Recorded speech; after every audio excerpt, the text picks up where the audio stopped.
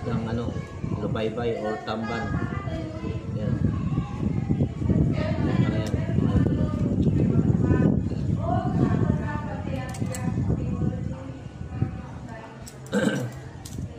Ayan, paamahin ko mga idol.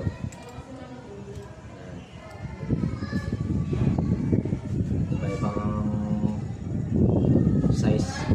Medyo maliit, malaki. Ayan.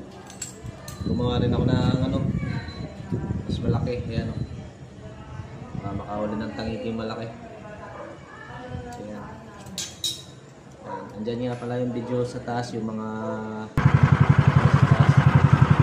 Ayan guys. paano na yung kumain na ito dito. Ayan guys, hindi ka. Ito lang pagkakabit yan. Bubutasan lang ito. Tapos itong pinakaano ng taga, medyo pipihitin para may suot sa butas. Ayan dyan o. Ayan, para naglalak. Ayan.